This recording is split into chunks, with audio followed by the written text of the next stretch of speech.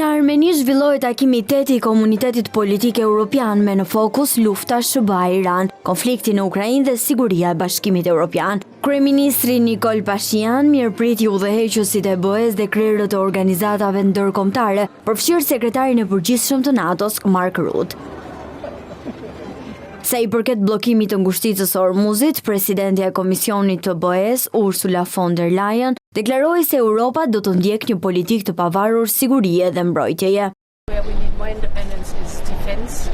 Ne duhet të rrisim aftësitë tona ushtarake për të qenë në gjendje të sigurohemi dhe të mbrohemi. Ekziston një sasi e madhe parash në dispozicion për investime. Tani ne duhet të përshpejtojmë procesin e prodhimit të aftësive ushtarake.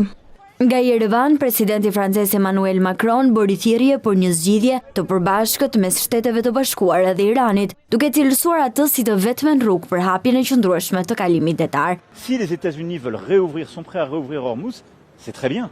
Nëse Shtetet e Bashkuara duan të rihapin apo janë gati të rihapin ngushticën e Hormuzit, kjo është ajo që kemi kërkuar që në fillim. Por ne nuk do të marrim pjesë në asnjë operacion që përdor forcën, në një kuadër që për mua nuk është i qartë. Ajo që duam mbi të gjitha është një rihapje e përbashkët mes Iranit dhe SBA-s. Kjo është e vetmja zgjidhje që do të lejojë një hapje të përhershme dhe lundrim të lirë pa kufizime apo tarifa. La libre navigation et de le faire sans restriction et sans péage.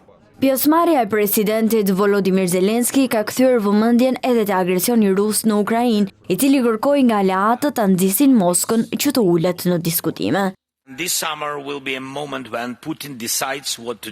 Kjo verë do të jetë një moment kur Putini do të vendosë çfarë do të bëjë më pas, të zgjerojë luftën apo të kalojë në diplomaci, dhe ne duhet ta shtyjmë atë drejt diplomacisë. Për sa kohë që kjo luftë vazhdon, mbështetja e fortë për Ukrainën duhet të vazhdojë. Çdo paketë mbështetjeje ka rëndësi, veçanërisht mbrojtja ajrore. Kjo na ndihmon të mbrohemi kundër kërcënimeve balistike. Në takim marrin pjesë gati 50 krerë shtetësh dhe qeverish, përfshirë Britaninë, Norvegjinë, Zvicrën dhe Ukrainën.